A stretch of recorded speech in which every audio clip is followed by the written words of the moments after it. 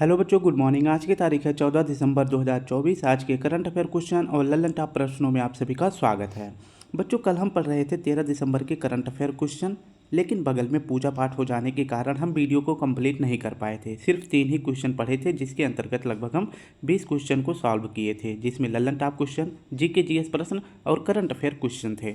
तो आगे के करंट अफेयर क्वेश्चन को आज हम कंप्लीट करेंगे। फिर इसके बाद हम 14 दिसंबर के करंट अफेयर क्वेश्चन को पढ़ेंगे। इसमें सिर्फ करंट अफेयर क्वेश्चन ही रहेगा पूरी व्याख्या के साथ, ठीक है। इसमें कोई ललन टॉप या एक्स्ट्रा क्वेश्चन नहीं रहेगा, ठीक है। तो सबसे पहले हम देखेंगे 13 दिसंबर के करंट अफेयर क्वेश्चन को, जिसमें हम 3 क्वेश्चन पढ़ लिए थे। आज हम देखेंगे चौथा प्रश्न। तो हम यहाँ तक पढ़ लिए थे, इसके बाद हम देखेंगे चौथा प्रश्न, ठीक है। हाल ही में अंतर्राष्ट्रीय सार्वभौमिक स्वास्थ्य कवरेज दिवस 2024 कब मनाया गया है? तो यह 12 दिसंबर को मनाया गया है। कब? तो 12 दिसंबर को मनाया गया है। इसकी अगर व्याख्या देखें तो अंतर्राष्ट्रीय सार्वभौमिक स्वास्थ्य कवरेज दिवस कब मनाया जाता है? तो यह 12 दिसंबर को मनाया जाता है। पहली बार इसकी मनाने की घोषणा करी गई थी 2017 में। 2024 में इसकी टैगलाइन क्या रखी गई है? हर किसी को हर जगह गुणवत्तापूर्ण प्लस सस्ती स्वास्थ्य सेवा मिल सके, यह इसका टैगलाइन है, ठीक है। तो अंतर्राष्ट्रीय सार्वभौमिक स्वास्थ्य कवरेज दिवस कब मनाया जाता है? 12 दिसंबर को मनाया जाता है। वहीं बात करते हैं राष्ट्रीय टीकाकरण दिवस कब मनाया जाता है? तो 16 मार्च को मनाया जाता है। और टीकाकरण से ही संबंधित एक मिशन शुरू किया गया था, जिसका नाम है मिशन इंद्रधनुष। और यह कब शुरू किया गया था? 25 दिसंबर 2014 को शुरू किया गया था। अंतर्राष्ट्रीय साक्षरता दिवस कब मनाया जाता है? तो 7 अप्रैल को मनाया जाता है। इसका जो है टैगलाइन क्या रखा गया है? तो हेल्थ फॉर ऑल इसका टैगलाइन रखा गया है। नेक्स्ट अगर प्रश्न की बात करते हैं मॉरिशस के प्रधानमंत्री वर्तमान में कौन है? तो डॉक्टर नवीन राम गुलाम है। अनुरा कुमारा दिसानायके ये श्रीलंका के राष्ट्रपति हैं, प्रधानमंत्री हैं। जबकि बात करें डॉक्टर मोहम्मद मोइचू, ये कहाँ के राष्ट्रपति हैं? तो मालदीव के हैं। हाल ही में देश का पहला हिंदी भाषा संग्रहालय कहाँ स्थापित किया गया है? तो यह किया जाएगा काशी बनारस यानी कि उत्तर प्रदेश में। हाल ही में भारत सरकार अंतर्राष्ट्रीय ऊर्जा दक्षता हब में शामिल हुई है। इसका मुख्यालय कहाँ पे है? तो अंतर्राष्ट्रीय ऊर्जा दक्षता हब का मुख्यालय है पेरिस में। और इसकी स्थापना कब करी गई थी? 2018 में। उत्तरी अटलांटिक संधि संगठन के महासचिव पद पर किसे नियुक्त किया गया है? तो मार्क रूटो को नाटो का अध्यक्ष बनाया गया है। हाल ही में राष्ट्रीय पोषण उत्सव कहाँ आयोजित किया गया है? यह किया गया है श्रीलंका में। अगर बात करते हैं राष्ट्रीय पोषण सप्ताह, मतलब राष्ट्रीय पोषण माह किसे माह को घोषित किया गया था? तो सितंबर माह को घोषित किया गया है। हाल ही में 10वीं विश्व आयुर्वेद कांग्रेस और आरोग्य एक्सपो 2024 का उद्घाटन कहाँ हुआ है? तो यह किया गया है हिमाचल प्रदेश में। कहाँ पर? हिमाचल प्रदेश में किया गया है। यह देहरादून में किया गया है, उत्तराखंड में, ठीक है। तो इसकी व्याख्या देखेंगे तो आपको क्लियर हो जाएगा। विश्व आयुर्वेद कांग्रेस और आरोग्य एक्सपो 2024 इस बार इसका 10वां क्रम है। इसका आयोजन कहाँ किया जाएगा? तो देहरादून उत्तराखंड में इसका आयोजन किया जाएगा। इसका शुभारंभ अगर पूछे किसने किया है? तो सीएम पुष्कर धामी जी ने किया है, जो कि उत्तराखंड के सीएम है। और इस बार इसकी थीम क्या रखी गई है? डिजिटल स्वास्थ्य इसकी थीम रखी गई है।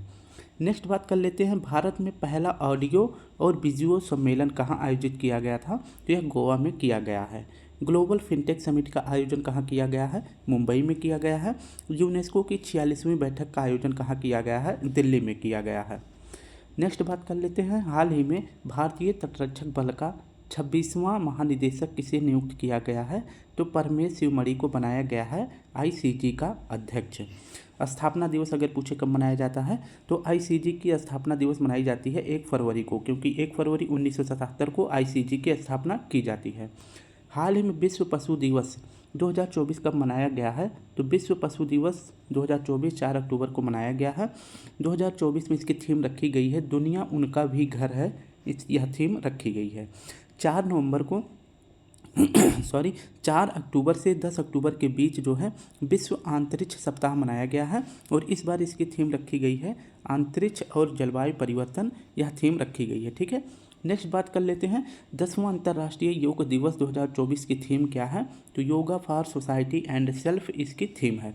हाल ही में विश्व आर्थिक मंच के वैश्विक ऊर्जा संक्रमण सूचकांक में भारत को कौन सा स्थान मिला है? तो 63 स्थान मिला है। छठवां प्रश्न है, हाल ही में फीफा ने सऊदी अरब को किस वर्ष पुरुष फुटबॉल विश्व कप की मेज़बानी प्रदान की है? तो फीफा ने सऊदी अरब को किस वर्ष के पुरुष फुटबॉल विश्व कप को मेज़बानी के लिए प्रदान किया है? तो सऊदी अरब को पुरुष फुटबॉल विश्व कप की मेज़बानी मिली है 2034 की, ठीक है। तो वर्ष 2034 की मिली है। इसकी पूरी व्याख्या देखेंगे। मेन फुटबॉल वर्ल्ड कप, इसकी शुरुआत कब होती है? तो इसकी शुरुआत करी जाती है पहली बार 1930 में। इसका आयोजन कहाँ किया जाता है? तो उरुग्वे में किया जाता है। और इसको जीतता कौन है? तो 1930 का फीफा पुरुष फुटबॉल कप जीता गया था उरुग्वे के द्वारा। अभी जो है 2022 में फीफा पुरुष फुटबॉल कप का आयोजन किया गया था 2022 में, कतर दोहा में किया गया था। इसमें विजेता कौन बनता है? फ्रांस विजेता बन जाता है, अर्जेंटीना विजेता बनता है और फ्रांस उप विजेता बन जाता है। ये जो 22 में आयोजित किया गया था, किस क्रम का किया गया था? तो यह किया गया था 22वें क्रम का, ठीक है। और जो 26 में आयोजित किया जाएगा फीफा वर्ल्ड कप, यह 3 जगह पे किया जाएगा, कनाडा, यूएसए और मैक्सिको में किया जाएगा। और 2030 में कहाँ आयोजित किया जाएगा? तो स्पेन, मोरक्को, पुर्तगाल में किया जाएगा। और वहीं 34 वाला किसे दिया गया है मेज़बानी? तो सऊदी अरब को दिया गया है, ये आपको याद रखना है। 26 में नॉर्थ अमेरिका में होगा और 2030 में स्पेन, मोरक्को, पुर्तगाल 3 देशों में संगठित रूप से किया जाएगा और 34 में सऊदी अरब में किया जाएगा। और किस क्रम का सऊदी अरब में किया जाएगा? तो 2022 वाला किस क्रम का था? तो 22 का था। और 26 वाला 23 का क्रम हो जाएगा और ये 34 हो जाएगा 2030 का। और 2034 वाला हो जाएगा, ये 34 हो जाएगा, ये 35 हो जाएगा, ठीक है। एक सेकंड, थोड़ा सा पता है जल्दी जल्दी पढ़ाने के चक्कर में कुछ मिस्टेक हो जाता है। तो ये 22 हो जाएगा, ये 23 हो जाएगा, ये 24 हो जाएगा और ये 25 हो जाएगा, ठीक है। तो 25वें क्रम का आयोजन किया जाएगा सऊदी अरब में, इसकी भी घोषणा कर दी गई है। नेक्स्ट बात कर लेते हैं, फीफा का मुख्यालय अगर पूछे कहाँ है? ज्यूरिख में है। अंतर्राष्ट्रीय फुटबॉल दिवस कब मनाया जाता है? तो 25 मई को मनाया जाता है। हाल ही में 5वें राष्ट्रीय जल पुरस्कार 2023 के तहत सर्वश्रेष्ठ राज्य का पुरस्कार किसे दिया गया है? तो राज्य में अगर पूछे कि सर्वश्रेष्ठ राज्य का पुरस्कार जल के श्रेणी में उड़ीसा को, दूसरा उत्तर प्रदेश को, तीसरा गुजरात को दिया गया है। सर्वश्रेष्ठ ग्राम पंचायत का पुरस्कार मिला है पुल्लमपारा को, जो कि केरल का ग्राम पंचायत है। सर्वश्रेष्ठ शहरी निकाय का अवार्ड मिला है सूरत को, ठीक है। हाल ही में नागालैंड ने 25वें हॉर्नबिल महोत्सव समारोह के लिए किसे भागीदार देश बनाया है? तो वेल्स को बनाया है। और इस बार ये 25वें क्रम का हॉर्नबिल फेस्टिवल आयोजित किया जाएगा। और इसमें अगर पूछे कि भागीदार राज्य किसे बनाया गया है, तो एक तो सिक्किम को बनाया गया है और दूसरा किसे बनाया गया है? तेलंगाना को बनाया गया है। हाल ही में सौर घूर्णन के नए पैटर्न की खोज करने वाले चेज मिशन का संबंध किससे है? तो यह मिशन शुरू किया गया है चीन के द्वारा। हाल ही में एल और कोलंबिया सेंटर के पर्यावरण प्रदर्शन सूचकांक में भारत को कौन सा स्थान मिला है? तो पर्यावरण प्रदर्शन सूचकांक 2024 में भारत को 176वां स्थान मिला है। हाल ही में क्वांटम क्षेत्र में क्रांतिकारी वेलो चिप का अनावरण किसने किया है? तो वेलो चिप का अनावरण किसने किया है? माइक्रोसॉफ्ट ने किया है। वेलो चिप यह जो है अगर पूछे क्या है, तो यह एक क्वांटम कंप्यूटिंग चिप है, ठीक है। इसको लॉन्च किसने किया है? तो गूगल ने किया है, ये आपको याद रखना है। और इसका उद्देश्य क्या है? तो वेलो चिप का उद्देश्य है स्पीड, ठीक है। यानी कि इसमें जो स्पीड होगी या कैसी होगी? हाई स्पीड होगा और ये साइज में भी छोटा होगा, ठीक है। जो कंप्यूटर है उससे काफ़ी छोटा होगा और स्पीड भी बहुत तेज़ी से होगी। नेक्स्ट अगर बात करते हैं कि जो सुपर कंप्यूटर है इसकी स्पीड जो है कितनी होती है? मतलब जो सुपर कंप्यूटर है जितना यह कार्य 10 की पावर 25 वर्ष में करेगा उतना यह क्वांटम चिप जो है 5 मिनट में कर देगा, ठीक है। यानी कि 10 की पावर 10 इंटू कितना, इसके आगे जो है 25 जीरो लगा दीजिए, ठीक है। 10 गुणे मतलब एक सेकेंड, जो ये 10 की पावर 25 वर्ष है, इसको जो है आप 10 के आगे जो है कितना जीरो लगाइए? 10 के आगे जो है 25 जीरो लगा दीजिए, ठीक है। इतने कार्य को जो है ये सिर्फ कितने समय में कर देगा? जो ये क्वांटम चिप है सिर्फ 5 मिनट में कर देगा, ठीक है। तो वेलो चिप का अगर पूछे अनावरण यानी लॉन्च किसने किया है? गूगल ने किया है। यह क्वांटम कंप्यूटिंग चिप है। यह साइज में जो है मतलब स्पीड में हाई होगा और साइज में भी छोटा होगा, ठीक है। तो ये आपको याद रखना है। किसने लॉन्च किया है? गूगल ने। और वहीं सोरा टर्बो यह क्या है? यह एक AI वीडियो जनरेटर है। सोरा टर्बो क्या है? AI वीडियो जनरेटर है। और इसको लॉन्च किसने किया है? तो ओपन AI कंपनी ने इसको लॉन्च किया है। राष्ट्रीय अंतरिक्ष दिवस अगर पूछे कब मनाया जाता है तो 23 अगस्त को मनाया जाता है। हाल ही में पर्यावरण एवं वन्य जीव पर 12वीं अंतर्राष्ट्रीय फिल्म महोत्सव वातावरण कहाँ आयोजित हुआ है, तो नई दिल्ली में हुआ है और इसकी थीम रखी गई है वेटलैंड फॉर लाइफ, इसकी थीम रखी गई है। कौटिल्य आर्थिक फेस्टिवल का आयोजन पीएम मोदी जी ने किया है और कहाँ पर, नई दिल्ली में किया था और इस बार इसकी थीम रखी गई है भारतीय युग, इसकी थीम रखी गई है। हाल ही में विश्व रक्तदाता दिवस 2024 कब मनाया गया है, तो 14 जून को विश्व रक्तदाता दिवस मनाया जाता है। हाल ही में चर्चा में रहे लाल, मुर्सान और हिल्सा का संबंध किससे है, तो ये तीनों गड्ढे मंगल ग्रह पर पाए गए हैं। ठीक है। 8वां प्रश्न है, हाल ही में राष्ट्रीय पंचायत पुरस्कार 2024 के तहत किन राज्यों के ग्राम पंचायत को कार्बन न्यूट्रल विशेष पंचायत पुरस्कार मिला है, तो यह दिया गया है ऑप्शन ए महाराष्ट्र, उड़ीसा और उत्तर प्रदेश को यह पुरस्कार मिला है। इसकी अगर व्याख्या देखें तो कार्बन न्यूट्रल विशेष पंचायत पुरस्कार यह पहली बार पुरस्कार प्रदान किया जा रहा है और इसको प्रदान कहाँ से किया जाएगा, तो विज्ञान भवन दिल्ली से यह पुरस्कार प्रदान किया गया है। और कार्बन न्यूट्रल विशेष पंचायत पुरस्कार किसे मिला है, महाराष्ट्र, उड़ीसा, उत्तर प्रदेश को इससे सम्मानित किया गया है। और क्यों ऐसा, मतलब इस प्रकार का पुरस्कार क्यों दिया गया है, क्योंकि जो भारत सरकार के द्वारा जीरो कार्बन उत्सर्जन का लक्ष्य 2070 तक रखा गया है, इस क्षेत्र में ये तीनों राज्य जो है काफ़ी तेज़ी से कार्य कर रहे हैं, तो इसी के लिए कार्बन न्यूट्रल विशेष पंचायत पुरस्कार महाराष्ट्र, उड़ीसा, उत्तर प्रदेश को दिया गया है। नेक्स्ट अगर बात कर लेते हैं, नानाजी देशमुख अवार्ड जो है कितनी ग्राम पंचायतों को मिला है, 9 ग्राम पंचायत को मिला है। 9 के नाम आपको नहीं याद रखना है, सिर्फ याद रखना है संख्या। ठीक है। और दीनदयाल उपाध्याय अवार्ड कितनी ग्राम पंचायतों को मिला है, तो 27 ग्राम पंचायतों को मिला है।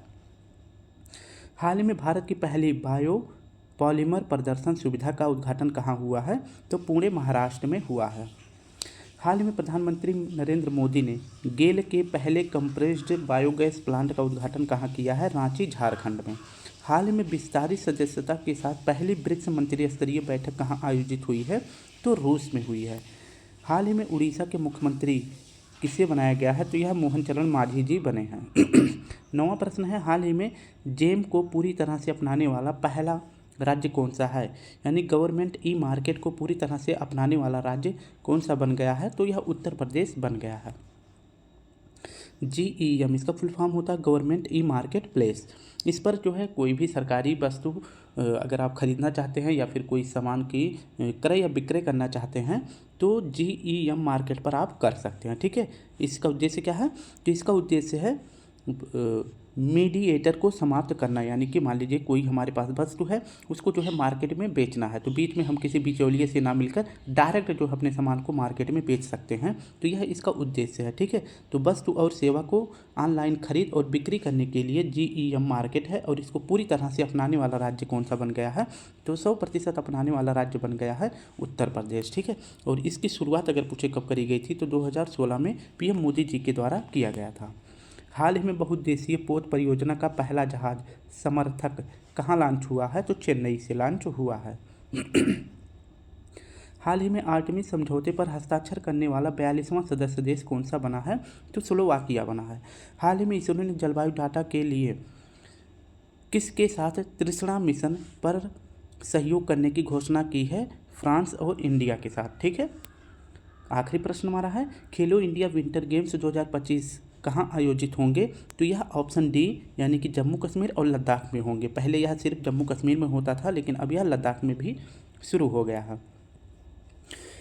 इसकी व्याख्या देखें तो खेलो इंडिया विंटर गेम्स 2025 इसका आयोजन जम्मू कश्मीर और लद्दाख में किया जाएगा।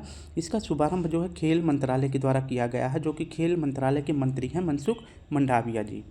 वहीं बात कर लेते हैं कि 37वें क्रम का जो नेशनल गेम हुआ था यह कहाँ पर हुआ, यह गोवा में हुआ। और वहीं 38वें क्रम का जो नेशनल गेम होगा ये कहाँ पे होगा, यह उत्तराखंड में होगा। खेलो इंडिया यूथ गेम्स 2025 इसका आयोजन किया जाएगा बिहार में, और यहीं पर पैरा गेम्स 2025 का भी आयोजन बिहार में किया जाएगा। नेक्स्ट प्रश्न हमारा है कि चिल्का झील अगर पूछे कहाँ है, तो यह उड़ीसा में है। बुलर झील जम्मू कश्मीर में है, जो कि मीठे पानी की सबसे बड़ी झील है। वेम्बनाड झील अगर पूछे कहाँ है, तो यह केरल में है। हाल ही में विश्व छात्र दिवस 2024 कब मनाया गया है, तो यह 15 अक्टूबर को मनाया गया है। हाल में भारत की पहली एस्ट्रो टूरिज्म पहल, यानी कि दिन रात में आप सभी को अगर दिनों में भी चांद सितारे देखना है तो आप सभी नक्षत्र सभा देखने चले जाएं। और ये इस नक्षत्र सभा की शुरुआत कहाँ की गई है? उत्तराखंड में की गई है। हाल ही में बोइंग के स्टार लाइनर अंतरिक्ष यान को उड़ाने वाली पहली महिला कौन है? सुनीता विलियम्स हैं और ये अभी अंतरिक्ष में खो चुकी हैं। इनको फरवरी 2025 तक पृथ्वी पर वापस लाया जाएगा। ठीक है। 18वीं लोकसभा चुनाव में कितने मतदाताओं की भागीदारी ने विश्व रिकॉर्ड बनाया है? तो 64.2 करोड़ लोगों ने जो है भागीदारी करी है 18वीं लोकसभा में। और कितना वोट पड़ा है? तो 65.79% वोट पड़ा है। ठीक है, तो ये आपको यहाँ से याद कर लेना है। अब हम नेक्स्ट बात कर लेते हैं बच्चों अपने आज के करंट अफेयर क्वेश्चन को थोड़ा सा हम बैठ जाएंगे। इसके बाद हम अपने 14 दिसंबर के करंट अफेयर क्वेश्चन को करेंगे। ठीक है, तो जल्दी जल्दी कोशिश करेंगे कि इसमें जो है व्याख्या तो सिर्फ प्रश्नों में है, क्योंकि ललन टॉप क्वेश्चन मैंने इसमें ऐड कर नहीं रखा है। ठीक है, देख लेते हैं। हाल ही में 1 जनवरी 2025 से यूरोपीय शेंगेन क्षेत्र में किसे शामिल करने की घोषणा हुई है? तो 1 जनवरी 2025 को यूरोपीय शेंगेन क्षेत्र में किसे शामिल कर दिया जाएगा? तो रोमानिया और बुल्गारिया को कर दिया जाएगा। यूरोपीय शेंगेन क्षेत्र का मतलब होता है मुक्त आवागमन क्षेत्र, यानी कि जो यूरोपीय शेंगेन क्षेत्र है उसमें 27-28 देश शामिल हैं। अगर इसमें कोई बाहरी देश अगर इसमें शामिल हो जाता है तो उसको पासपोर्ट, वीज़ा इन सभी की ज़रूरत नहीं पड़ेगी। वो फ्रांस से गया, फ्रांस से जो है जर्मनी जा सकता है, ब्रिटेन जा सकता है और इसके बाद जो है पुर्तगाल जा सकता है। इन सभी देशों में जो है मुक्त आवागमन क्षेत्र से यात्रा कर सकता है। ठीक है, तो अभी जो है सीमा मुक्त क्षेत्र में किसे शामिल किया गया है? तो यूरोपीय शेंगेन क्षेत्र में रोमानिया और बुल्गारिया को भी शामिल किया गया है। और ये कब तक शामिल कर दिए जाएंगे? तो 1 जनवरी 2025 तक ये शामिल हो जाएंगे। ठीक है, नेक्स्ट बात करते हैं। नाटो में शामिल होने वाला 32वां देश कौन बना है? तो स्वीडन बना है। नाटो के अध्यक्ष कौन है? तो मार्को रूटो हैं। और नाटो का मुख्यालय अगर पूछे कहाँ है? ब्रुसेल्स में है। और ब्रुसेल्स अगर पूछे किसकी राजधानी है? बेल्जियम की राजधानी है। और नाटो की स्थापना पूछे कब की गई थी? तो 1949 में की गई थी। हाल ही में 400 बिलियन डॉलर की नेटवर्थ को पार करने वाले पहले व्यक्ति कौन है? तो आप सभी को इसमें से बताने की ज़रूरत नहीं है। अभी जो है इनकी नेटवर्थ कितनी थी? तो 338 बिलियन डॉलर थी। कितनी? 338 बिलियन डॉलर थी कुछ दिनों पहले, लेकिन अभी जो है ये कितना हो गया है? तो 400 बिलियन डॉलर ये पार कर चुके हैं। तो ये कौन व्यक्ति हैं? एलन मस्क हैं। एलन मस्क की अगर पूछे टोटल नेटवर्थ कितनी हो गई है? तो 400 बिलियन डॉलर हो चुकी है। और ये इतिहास के पहले व्यक्ति बन गए हैं जिन्होंने 400 बिलियन डॉलर पार कर लिया है नेटवर्थ। ठीक है, और इनकी कंपनी का क्या नाम है? Space x. और इसी कंपनी ने क्या शुरू किया है? पोलारिस डान मिशन। ठीक है, पोलारिस डान मिशन शुरू किया है। अगर किसी को स्पेस यात्रा करना है तो पोलारिस डान मिशन के तहत स्पेस यात्रा कर सकता है। और इनकी दूसरी कंपनी का नाम है टेस्ला। और तीसरी कंपनी इनकी है एक्स, जिसे ट्विटर भी कहा जाता है। इन्हें जो अभी हाल ही में जो USA के राष्ट्रपति हैं डोनाल्ड ट्रंप ने इनको जो है सरकारी दक्षता विभाग का अध्यक्ष बनाया है। ठीक है, तो एलन मस्क को और इनके साथ साथ विवेक रामास्वामी जी को बनाया है। और इस विभाग का उद्देश्य क्या है? तो सरकारी विभाग में जो भी कर्मचारी हैं या फिर जो भी घूस वगैरह चलता है उसको समाप्त करना, यह इसका उद्देश्य है। ठीक है, तो इसके लिए 2 अध्यक्ष बनाए गए हैं, एलन मस्क और विवेक रामास्वामी बनाए गए हैं। Time person of the year 2024 का अवार्ड किसे मिला है? तो time person of the year बने हैं कौन? डोनाल्ड ट्रंप बने हैं। तीसरा प्रश्न हमारा है हाल ही में भारत में हरित और संरचना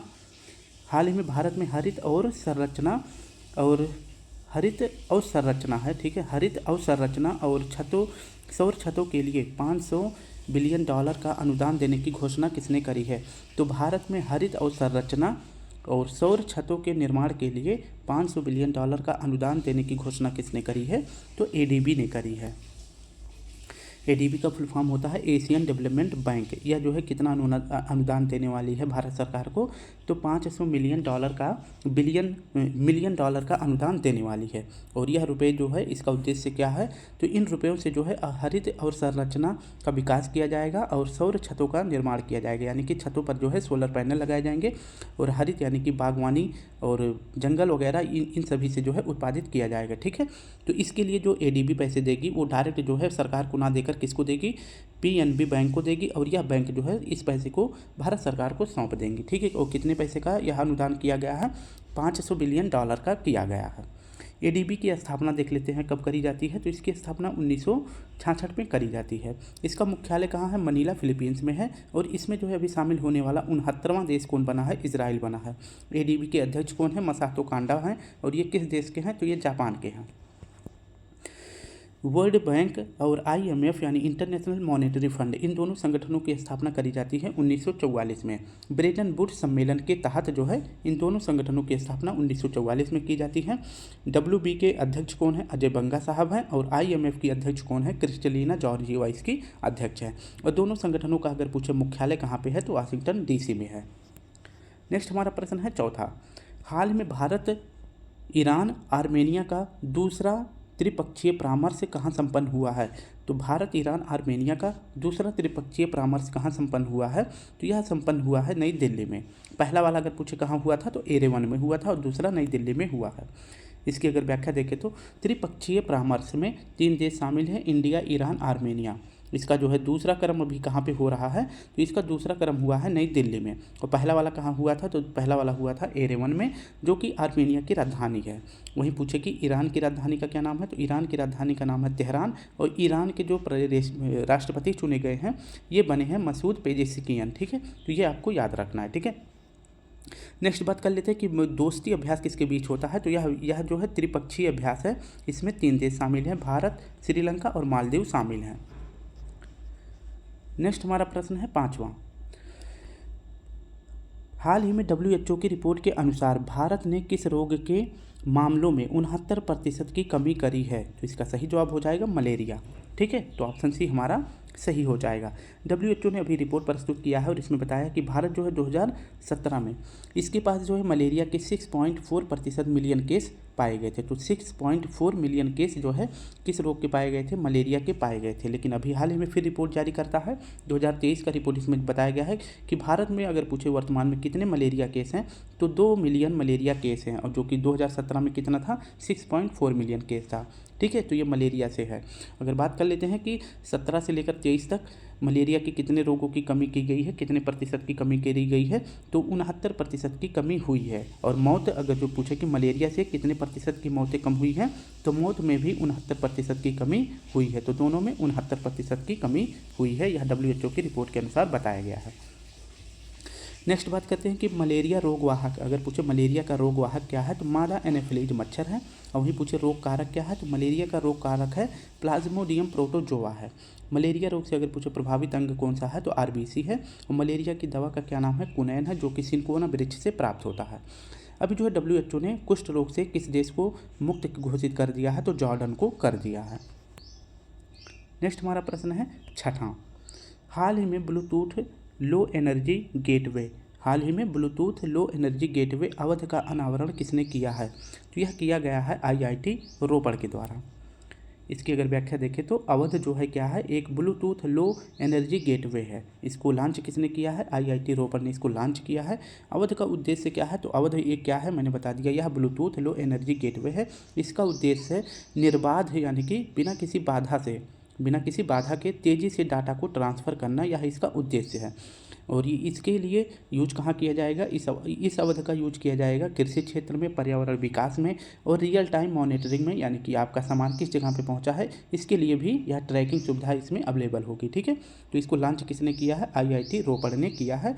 किसी भी निर्बाध बिना किसी रुकावट के तेज़ी के साथ डाटा को ट्रांसफ़र करना, उसके लिए अवध को लॉन्च किया है किसने? IIT रोपड़ ने। ठीक है, इसका फुल फॉर्म देख सकते हैं, air and water technology development hub इसका फुल फॉर्म है। नेक्स्ट हमारा प्रश्न है 7वां, प्रतिवर्ष राष्ट्रीय ऊर्जा संरक्षण दिवस कब मनाया जाता है? तो यह मनाया जाता है 14 दिसंबर को, यानी कि आज की डेट में यह मनाया जा रहा है। इसकी अगर व्याख्या देखें तो राष्ट्रीय ऊर्जा संरक्षण दिवस अगर पूछे कब मनाया जाता है तो 14 दिसंबर को मनाया जाता है। पहली बार इसकी शुरुआत करी गई थी 1991 में। इसी के तहत भारत सरकार के द्वारा एक संगठन की स्थापना की गई थी, इसका नाम है BEE यानी कि ऊर्जा दक्षता ब्यूरो, इसकी स्थापना की जाती है। और पर्यावरण संरक्षण को देखते हुए राष्ट्रीय ऊर्जा संरक्षण दिवस के रूप में फेम की भी स्थापना की गई थी। और इस फेम के तहत जो है इलेक्ट्रिक व्हीकल का निर्माण भारत में किया जा रहा है, जिससे पर्यावरण संरक्षण हो सके। और 2015 में उजाला कार्यक्रम शुरू किया गया था। इसके तहत जो है पूरे भारत में LED का मतलब यूज करना, इसके लिए जो है उजाला कार्यक्रम शुरू किया गया था 2015 में। फेम को जो है लॉन्च किया गया था किसके लिए? इलेक्ट्रिक व्हीकल को बढ़ावा देने के लिए। और इसी के तहत जो है ऊर्जा दक्षता ब्यूरो को भी स्थापना करी जाती है। कल की तारीख में देख लेते हैं, कल कौन सी तारीख थी, तो 13 दिसंबर था। 13 दिसंबर 1946 को प्रस्तावना को पेश किया गया था, किसके द्वारा, पंडित जवाहरलाल नेहरू जी के द्वारा प्रस्तावना को पेश किया गया था। कब, 13 दिसंबर 1946 को। अगर पूछे स्वीकार कब किया गया था, तो संविधान सभा ने प्रस्तावना को स्वीकार कब किया था, तो 25 जनवरी 1947 को स्वीकार कर लिया था। अब यहाँ से प्रश्न बन सकता है, प्रस्तावना क्या संविधान का भाग है या नहीं है, तो प्रस्तावना जो है संविधान का भाग है। अगर पूछे कि प्रस्तावना में संशोधन हो सकता है, तो हाँ, प्रस्तावना में संशोधन हो सकता है। पहली बार कब संशोधन किया गया था, 42वां संविधान संशोधन 1976 में प्रस्तावना में पहली बार संशोधन किया गया था, और इसके तहत जो है प्रस्तावना में 3 नए शब्दों को जोड़ा गया था। ठीक है, इसका क्रम जरूर याद रखना, क्योंकि मैं एक पेपर देने गया था, तो उसमें जो है ये क्रम पूछ लिया था। ठीक है, तो इसे आप याद कर सकते हैं सपा से। ठीक है, सपा से। ठीक है, तो सा से समाजवाद, पा से पंथ निरपेक्ष, और आ से हो जाएगा अखंडता। तो ये 3 नए शब्द जोड़े गए थे। नेक्स्ट हमारा प्रश्न है, नौसेना की संपर्क 4.0 आउटरीच पहल कहाँ प्रारंभ होगी, तो संपर्क जो 4.0 यह कहाँ शुरू किया गया है, तो यह महाराष्ट्र में शुरू किया गया है। इसकी अगर व्याख्या देखें तो संपर्क 4.0 यह किसने शुरू किया है, नौसेना ने शुरू किया है। यह एक आउटरीच पहल है, और इसका प्रारंभ अगर पूछे कहाँ किया गया है, तो महाराष्ट्र के कई जिलों में इसका प्रारंभ किया गया है। ठीक है, इसका उद्देश्य क्या है, तो इसका उद्देश्य है, संपर्क 4.0 का उद्देश्य है, जो नौसैनिक के परिवार हैं उनको गुणवत्तामूलक स्वास्थ्य और सेवाएं उपलब्ध हो सके, उसके लिए जो है संपर्क 4.0 शुरू किया गया है नौसेना के द्वारा। ठीक है, और कहाँ से, तो यह महाराष्ट्र से शुरू किया गया है। नेक्स्ट अगर इसकी व्याख्या देखें, नेक्स्ट प्रश्न देख लेते हैं, ग्लोबल फिनटेक समिट का आयोजन अगर पूछे कहाँ किया गया है, मुंबई में। इंटरनेशनल ओलंपिक कमेटी की जो 141वीं बैठक हुई थी, यह कहाँ पर हुई थी, तो यह भी मुंबई में हुआ था। नौसेना का 53वां जो अभी हाल ही में स्थापना दिवस 4 दिसंबर को मनाया गया है, कहाँ पर मनाया गया है, तो पूरी उड़ीसा में मनाया गया है।